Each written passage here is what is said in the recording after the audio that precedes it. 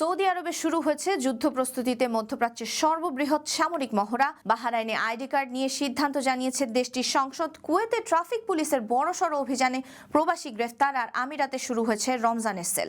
এসব খবর নিয়েই আজকের মধ্যপ্রাচ্যের নিউজ আপডেট। বাহরাইনের আইডি কার্ড নিয়ে সরকারের সিদ্ধান্তের খবর আপনাদের জানাবো আমি পৃথ্বী বিশ্বাস। তবে তার আগে থাকছে সৌদির যুদ্ধ মহড়ার খবর।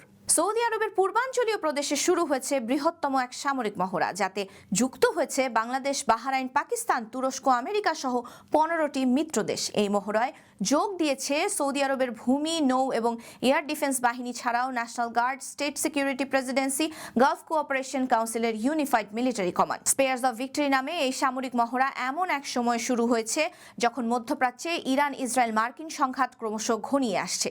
ইরানে চলছে সরকার পতনের আন্দোলন। মার্কিন প্রেসিডেন্ট ডোনাল্ড ট্রাম্প ইরানে হামলার বিষয়ে ক্রমাগত হুমকি দিয়ে যাচ্ছেন। অন্যদিকে ইরান ও মধ্যপ্রাচ্যের নানান দেশে মার্কিন সামরিক ঘাঁটিগুলোতে হামলার হুমকি দিচ্ছে। সৌদি গেজেটের খবরে বলা হয়েছে, মহা অনুশীলনের মূল উদ্দেশ্য হল অংশগ্রহণকারী বাহিনীগুলোর মধ্যকার যুদ্ধ প্রস্তুতি বৃদ্ধি, সামরিক অংশীদারিত্বের উন্নতি, পরিকল্পনা ও বাস্তবায়নে নিজস্ব অভিজ্ঞতা বিনিময় এবং পরস্পরের সঙ্গে কার্যকর ও অপারেশনাল সমন্বয় ও সমন্বিত কর্মকাণ্ড তৈরি করা। এটিকে এই অঞ্চলের অন্যতম বৃহৎ এয়ার ওয়ারফেয়ার অনুশীলন হিসেবে বিবেচনা করা হচ্ছে। বাহরাইনে প্রবাসীদের আইডি কার্ড নিয়ে এসেছে গুরুত্বপূর্ণ সিদ্ধান্ত।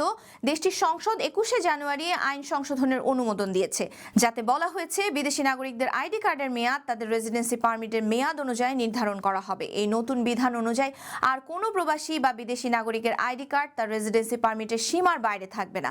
অর্থাৎ রেসিডেন্সি মেয়াদ শেষ হলে আইডি কার্ডও স্বয়ংক্রিয়ভাবে নিষ্ক্রিয় হয়ে যাবে। বিদেশি নাগরিকদের বসবাসের নিয়মগুলি আরও সঠিকভাবে ট্র্যাক এবং নিয়ন্ত্রণ করার উদ্দেশ্যেই এই উদ্যোগ নেওয়া হয়েছে বলে নিউজ অব বাহরাইনের খবরে বলা হয়েছে।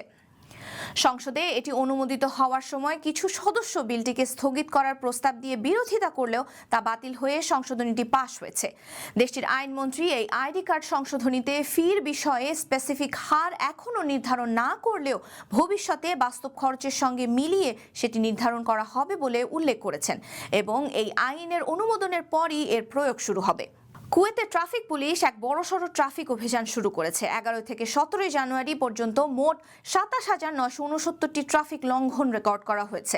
এসব অভিযানে রেসিডেন্সি মামলায় আইন ভাঙা প্রবাসী, মাদক মামলার আসামি, অসাবধান চালক সহ 32 জনকে আটক করা হয়।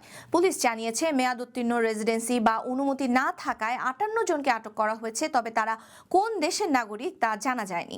333টি গাড়ি এবং 25টি মোটরসাইকেল জব্দ করা হয়েছে। 53 জন ওয়ান্টেড লিস্টে থাকা আসামিকে ধরা হয়েছে।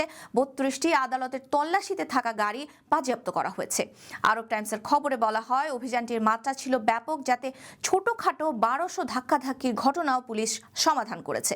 বিশেষত রেসিডেন্সি পারমিট বিষয়ক অভিযান চলমান থাকায় কুয়েতে থাকা প্রবাসী বাংলাদেশিদের ভিসা এবং রেসিডেন্সি পারমিটের কাগজপত্র হালনাগাদ রাখা গুরুত্বপূর্ণ বলে মনে করা হচ্ছে। বিশেষত রেসিডেন্সি পারমিট বিষয়ক অভিযান চলমান থাকায় কুয়েতে থাকা প্রবাসী বাংলাদেশিদের ভিসা এবং রেসিডেন্সি পারমিটের কাগজপত্র হালনাগাদ রাখা গুরুত্বপূর্ণ বলে বিবেচনা করা হচ্ছে। ফলে অভিযানের এই সময়টায় অতিরিক্ত সতর্ক থাকতে হবে প্রবাসী বাংলাদেশিদের। আমিরাতে রমজানের পণ্যে ছাড় বা সেল শুরু হয়ে গেছে। পবিত্র রমজান মাস উপলক্ষে কিছু কিছু কোম্পানি তাদের পণ্যে 80% পর্যন্ত মূল্য ছাড় দিচ্ছে। ফার্নিচার থেকে ঘরসজ্জা, সাজগোজ, খাদ্যদ্রব্য এবং অ্যাক্সেসরিজ সব থাকছে এই সেলের আওতায়।